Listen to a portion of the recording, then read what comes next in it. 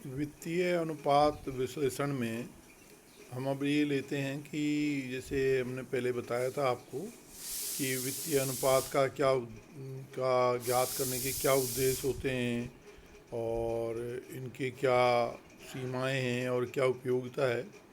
अब हम लेते हैं कि वित्तीय अनुपात का किस प्रकार से विश्लेषण करें, किस प्रकार इनको इंटरप्रेट करें, जिससे कि जो हमारे संस्था में जो लोग जिन हित रखने वाले हैं या जिनका किसी भी प्रकार से हमारी संस्था में कोई इंटरेस्ट है उनके लिए ये उपयोगी हों। जैसे कि एक बैंक है, वो लोन देना चाहती है, तो वो अपने जो ऋण देना चाहती है या हम जिससे ऋण देना चाहते हैं, तो वो संस्था ये देखेगी कि किस प्रकार उसके ऋण की राशि और जो है उस पर मिलने वाला ब्याज दोनों सुरक्षित है, कि भाई संस्था है वो समय पे ब्याज का भुगतान कर पाएगी या नहीं कर पाएगी, और लोन की ऋण की जो मैच्योरिटी अवधि है उस पर वो लोन दे पाएगी नहीं दे पाएगी। या अगर मान लीजिए संस्था को हर महीने हर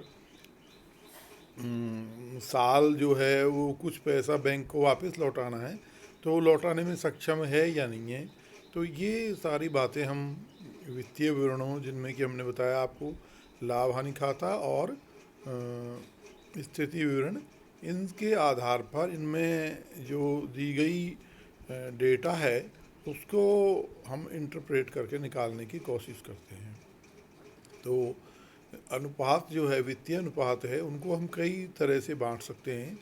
कभी चाहें तो हम उनको, जैसे कि जो इसके स्वामी हैं व्यवसाय के, उनके हित से देख सकते हैं, या जैसे कि हम जो है जो लोन देने वाले हैं उनके हिसाब से देख सकते हैं, और कई तरह से इनका वर्गीकरण किया जा सकता है। पर हम जो एक अच्छा वर्गीकरण है वो लेते हैं, और उसके आधार पर हम वित्तीय अनुपातों को चार भागों में बांट सकते हैं। पहला है तरलता अनुपात, दूसरा है लीवरेज या पूंजी संरचना अनुपात, तीसरा है क्रियाशीलता या सक्रियता अनुपात, और चौथा है लाभदायकता अनुपात।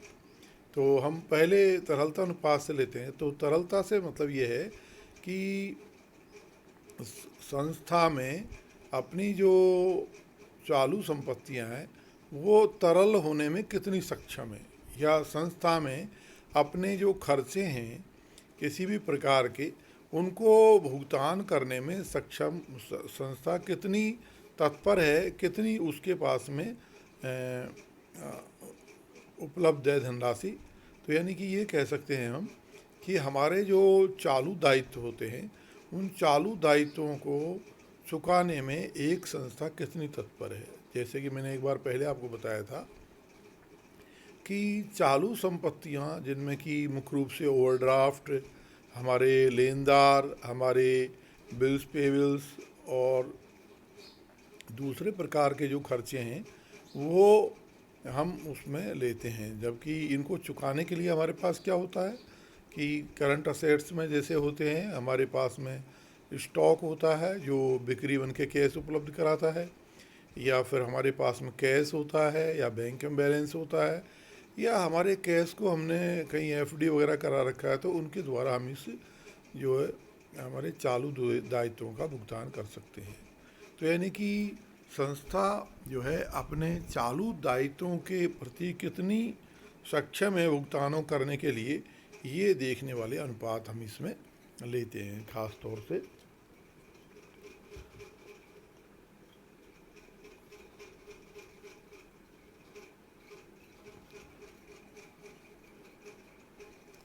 तो अब इसमें हम जैसे जो, और दूसरे नंबर का है लीवरेज या पूंजी संरचना अनुपात। तो लीवरेज और पूंजी संरचना में हम ये देखते हैं कि इसे पूंजी धनतीकरण अनुपात भी बोलते हैं। यानी कि जो हमारा कैपिटल स्ट्रक्चर है, जो पूंजी की जो संरचना है, उसमें ऋण पूंजी और स्वामियों की पूंजी, इसका क्या रेशो है। यानी कि जो हमारी संस्था ने बिजनेस चलाने के लिए पूंजी इकट्ठी की है उसमें किस प्रकार के संबंध हैं, किस प्रकार का उसका स्ट्रक्चर है। जैसे कि भाई दो तरह से हम जो है संस्था को चलाने के लिए पूंजी ले सकते हैं। एक तो हम खुद लगाएं, जिसमें हमारे शेयर होल्डर्स हैं, और अगर कंपनी का ले तो हमारे जो इक्विटी और प्रेफरेंस शेयर होल्डर्स हैं, और अगर हमारी पार्टनरशिप या सोलो फर्म है तो हमारे द्वारा जो लगाई गई पूंजी वो। और दूसरा कि जो हमने लोन लिया गया है, हमारा दीर्घकालीन लोन है, अल्पकालीन लोन है, इनका आपस में क्या संबंध है। क्या हमने संस्था को चलाने के लिए अपनी पूंजी ज़्यादा लगाई है, या संस्था को चलाने के लिए हमने ऋण पूंजी ज़्यादा लगाई हुई है। जैसे आप स्कीम देखते हैं भाई 75% पैसे ऋण के लो और 25% अपने खुद को लगाओ, इसको जिसको कि हम मार्जिन मनी भी कहते हैं। और कई लोग जो होते हैं बिजनेस में बाहर की पूंजी कम लेना पसंद करते हैं। इस तरह का कोई मॉडल ये हो सकता है। और इसमें हम ये भी देखते हैं पूंजी संरचना अनुपात में कि हमारी, जैसे मान लो हम चिट्ठे में 4 तरह से लाभ हानि दायित्व और पूंजी को बांटें, तो जैसे दायित्व 2 भागों में बांटे जा सकते हैं। एक तो हो गए जो चालू दायित्व, और दूसरे हो गए जो कि जिन्हें की कहते हैं अदर दायित्व या दीर्घकालीन दायित्व। इसी तरह से पूंजी असेट साइड को बांटें 2 भागों में। एक तो हो गई संस्था की चालू पूंजी, और दूसरी हो गई संस्था की दीर्घकालीन पूंजी या दीर्घकालीन असेट्स जिसे कहते हैं। अब इसमें जो बेसिक सिद्धांत होता है फर्म का, वो ये होता है कि चालू जो दायित्व है वो चालू पूंजी से कम होनी चाहिए, या हम ये कहें कि चालू जो संपत्तियाँ हैं हमारी, करंट असेट्स है, वो केवल चालू दायित्वों से ही फाइनेंस नहीं होनी चाहिए, बल्कि कुछ दीर्घकालीन जो दायित्व है उससे फाइनेंस होनी चाहिए, जिससे कि संस्था में लिक्विडिटी बनी रहे और चालू दायित्वों का समय पर भुगतान हो सके। आगे लेते हैं हम क्रियाशीलता या सक्रियता अनुपात। तो क्रियाशीलता अनुपात से आशय है कि जब हम संस्था की कुशलता का मापन करते हैं, कुशलता में जैसे कि संस्था में कितना जो बिक्री के अनुपात में कितना स्टॉक रखा जाता है। जैसे मान लो संस्था में बहुत सारा स्टॉक आइडियल पड़ा रहता है,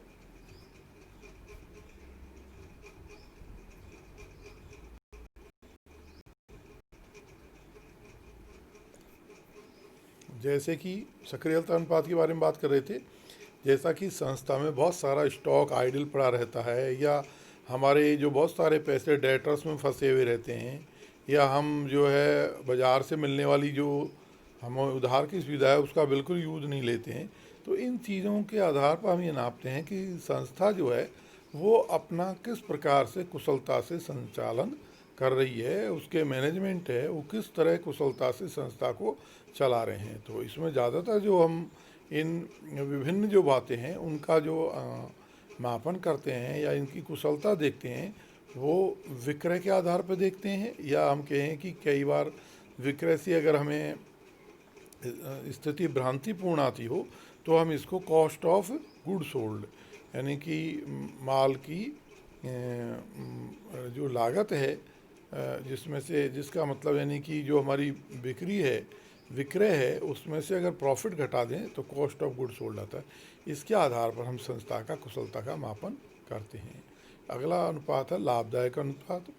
लाभदायकता अनुपात में हम प्रॉफिटेबिलिटी रेशियो जिनको बोल सकते हैं, इसमें हम संस्था की जो है वो देखते हैं कि जो संस्था के लाभ हैं वो किस प्रकार के हैं, और ये हमेशा कंपैरेटिव होते हैं। या तो वही गई साल की तुलना में कितने ज़्यादा लाभ हैं, या दूसरी जो संस्था है उनकी तुलना में देखा जाता है, या इंडस्ट्रीज़ में जो पर्टिकुलर इंडस्ट्री जिस जो हमारे सेक्टर में आते हैं। जैसे हमारी कोई एक चीनी मिल है, और तो हम इस चीनी मिल के जो प्रॉफिट्स हमें हो रहे हैं उनकी तुलना पूरी चीनी इंडस्ट्री में जो प्रॉफिट, एवरेज प्रॉफिट आ रहे हैं उनसे करें, और इसी के आधार पर हम अपनी कुशलता का मापन करें। तो ये लाभदायक अनुपात है। ये 2 तरह से ज्ञात किए जा सकते हैं। एक तो बिक्री पर आधारित होते हैं, जैसे कि नेट प्रॉफिट रेशो होता है, यानी कि हमें टोटल बिक्री पे हमें कुल कितना शुद्ध लाभ प्राप्त हुआ है। या दूसरे जो है ये इन्वेस्टमेंट पर हो सकते हैं, यानी कि हमने कितनी पूंजी लगाई है बाज़ार में,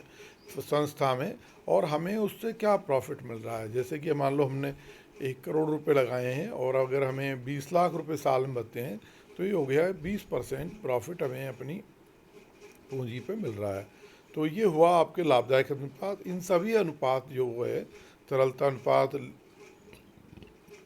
पूंजी संरचना अनुपात, क्रियाशीलता या सक्रियता अनुपात और लाभदायक अनुपात, अब इनमें हमें जो कौन कौन से जो है इनका और ज़्यादा वर्गीकरण करके देखेंगे कि कौन कि इन हर एक में कौन कौन से अनुपात ज्ञात किए जाते हैं जिससे कि ये हमारे हित रखने वाले लोगों के लिए उपयोगी हो। तो इसमें सबसे पहले हम लेते हैं तरलता अनुपात, लिक्विडिटी रेशो में नंबर 1 लेते हैं तरलता अनुपात। इसे जो है वो हम लिक्विड रेशो भी कहते हैं और लिक्विडिटी रेशो भी कहते हैं। और इसका सबसे नंबर जो पहला है वो है चालू अनुपात, करंट रेशो। करंट रेशो जैसे इसके नाम से स्पष्ट है कि ये करंट असेट्स और करंट लायबिलिटीज़ के मध्य स्थिति को बताता है। इसे हम वर्किंग कैपिटल रेशो भी बोल सकते हैं, क्योंकि आप जानते हैं कि वर्किंग कैपिटल का अर्थ चालू संपत्ति में से चालू दायित्व को अगर घटा देते हैं तो वर्किंग कैपिटल आती है। वैसे इसकी 2 थ्योरी है वर्किंग कैपिटल की, मैं आपको लगे हाथ बता दूं। कुछ लोग जो है वो टोटल जो करंट असेट्स है उसको भी वर्किंग कैपिटल मानते हैं, जबकि जो अधिक सही विचारधारा है उसमें चालू संपत्ति में से चालू दायित्वों को घटा देते हैं तो जो बचता है वो वर्किंग कैपिटल। तो यानी इस रेशो के आधार पर हम ये मालूम करना चाहते हैं कि संस्था में वर्किंग कैपिटल है या नहीं है। दूसरा, इसके द्वारा हम ये देखना चाहते हैं कि हमारी जो करंट लायबिलिटीज़ का जो भुगतान है वो हम अपनी करंट असेट्स से कर सकते हैं या नहीं कर सकते हैं। जैसे मान लो कोई हमारा बीपी है या हमारा जो लेनदार है वो पैसे की डिमांड करता है, उस जो समय है उस पर पैसा हमें चुकाना चाहिए, वो हम समय पर चुका पाते हैं या नहीं चुका पाते हैं।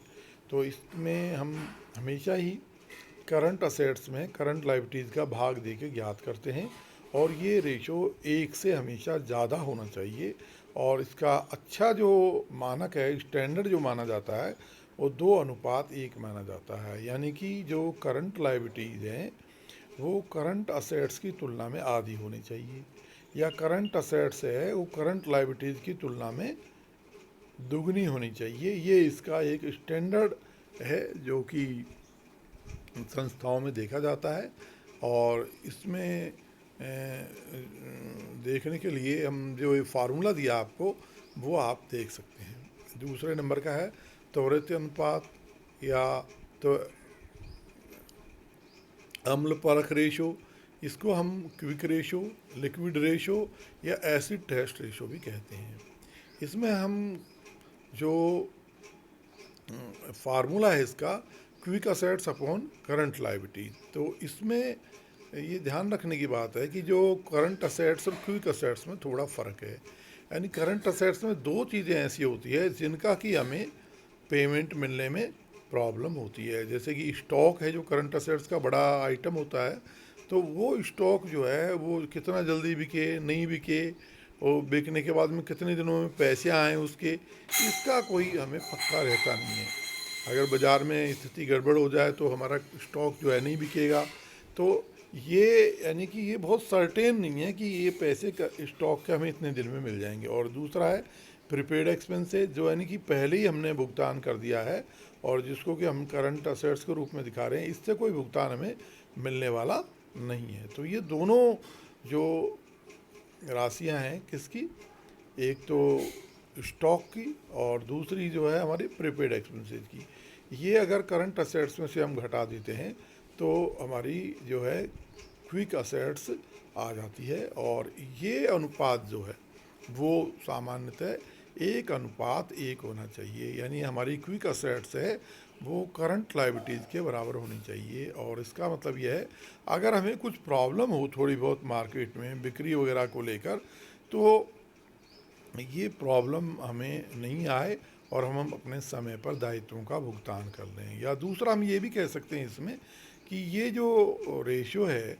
जो हम निकाल रहे हैं कर तरलता अनुपात, इनका जो मेन उद्देश्य ये है कि हम अपनी जो शॉर्ट टर्म लायबिलिटीज़ है उनका समय पर भुगतान कर सकते हैं या नहीं कर सकते हैं। जैसे कि मान लो बैंक है, वो जब ओवरड्राफ्ट देता है तो ये देखता है कि भाई इनका जो करंट असेट्स है उसका क्या स्ट्रक्चर है, जिससे कि हमारा ये जो टाइम पे भुगतान हो पाएगा या नहीं है। जैसे कि मान लो कोई हमें, जब हम किसी से माल खरीदते हैं तो वो हमारा ये करंट असेट्स करंट लायबिलिटीज़ वाला रिलेशन ज़रूर देखेगा, जिससे कि उसको रहेगा कि भाई ये टाइम पे भुगतान कर पाएंगे या नहीं पाएंगे। तो एक तरह से जो तरलता अनुपात है ये हमारी फर्म की शॉर्ट टर्म सॉल्वेंसी को बताते हैं, यानी कि जो अल्पकालीन शोधन क्षमता है फर्म की वो किस प्रकार की है। अब इसमें आगे लेते हैं हम, जो इम्पोर्टेंट है वो है तीसरे नंबर का पूर्ण तरलता अनुपात, यानी कि एब्सोल्यूट लिक्विडिटी रेशियो। और ये होता है, ये भी जो है क्योंकि असेट्स की तरह है, पर इसमें और थोड़ा ज़्यादा जो है इसको रिफ़ाइन कर लिया जाता है। इसका जो फार्मूला होता है वो होता है absolute liquid assets upon quick ratio, sorry quick liabilities, यानी कि ऐसी संपत्तियां जिनका भुगतान में हम कतई डिले नहीं कर सकते, कतई उनको ये नहीं कह सकते भी कर लेना परसों लेना। और दूसरी जो इसमें लिक्विड एसेट्स ऐसी लेते हैं जो कि तुरंत ही बाज़ार में जो जिनसे हमें पैसा तुरंत उपलब्ध हो जाता है। तो करंट असेट्स में हम कौन कौन सी लेंगे, सॉरी जो एब्सोल्यूट लिक्विड असेट्स में कौन कौन सी लेंगे, जैसे कि कैश इन हैंड लेंगे, कैश एट बैंक लेंगे, और ऐसी मार्केटेबल सिक्योरिटी जो कि हमने कैश को एडजस्ट करने के लिए कर रखा है। जैसे मान लो हमारे पास कैश बैंक बहुत बचा हुआ है और उससे हमने कुछ जो है कुछ बाज़ार में कुछ जो है कोई कॉल मनी या कहीं पर पैसा लगा दिया है, कोई करंट बॉन्ड खरीद दिए हैं इस तरह का, या कोई एफडी करवा दी है हमारी इस तरह का। तो ये हमारी ये एब्सोल्यूट लिक्विड असेट्स में लेते हैं। या इसका फार्मूला ये बन सकता है, करंट असेट्स में से अगर हम जो हमारे बीआर और क्रेडिटर्स घटा दें और स्टॉक घटा दें और प्रीपेड एक्सपेंसेस घटा दें तो ये हमारी एब्सोल्यूट लिक्विड असेट्स आ जाती है। दूसरा क्विक लायबिलिटीज़, क्विक लायबिलिटीज़ का मतलब है कि करंट लायबिलिटीज़ में से अगर बैंक ओवरड्राफ्ट घटा दिया जाए तो ये फिर हमारी जो है क्विक लायबिलिटीज़ आ जाती हैं। तो इस तरह से ये हमने देखा है। अब आप थोड़ा सा इसको जो है, चूँकि ये अपना वित्तीय अनुपातों का विश्लेषण का पहला अनुपात है और इसके बारे में जो हमने बताई है, कई बार पूरी तरह से एक क्वेश्चन जो है इस पर भी आ जाता है, और इसके उद्देश्य हैं, इसके स्टैंडर्ड हैं, और इनको किस प्रकार से निकाला जाता है, और इस पर एक पूरा सवाल भी जो है इलस्ट्रेशन भी बनता है। तो एक चीज़ बताने से जो रह गई है कि पूर्ण तरलता अनुपात जो है, एब्सोल्यूट लिक्विडिटी रेशियो भी जो है 1:1 होना उत्तम माना गया है। और थोड़ा बहुत अगर मान लीजिए कम हो तो भी चलेगा, जैसे कि 1:1 ही जो है इसके लिए ठीक रहेगा, क्योंकि हमने जो है नीचे क्विक लायबिलिटीज़ ले ली हैं तो फिर इसमें 1:1 ही ये उत्तम माना जाता है। अब हम इसमें आपको एक सवाल दे रहे हैं, जो आपको होम असाइनमेंट मान लीजिए, वो आप जो आपको बताए गए तरीके जो समझाए गए हैं इनके आधार पर इस क्वेश्चन को आप सॉल्व करें। इस क्वेश्चन में मैंने दिया है कि अग्रवाल एंड अग्रवाल कंपनी की 31 मार्च 1999 को जो बैलेंस शीट इस प्रकार की है, जिसमें शेयर कैपिटल दी हुई है, रिजर्व एंड सरप्लस दिए हुए हैं, करंट लायबिलिटीज़ दी हुई है, फिक्स असेट्स दी हुई है और करंट असेट्स दी हुई है। इनमें सारी चीज़ें दी हुई हैं।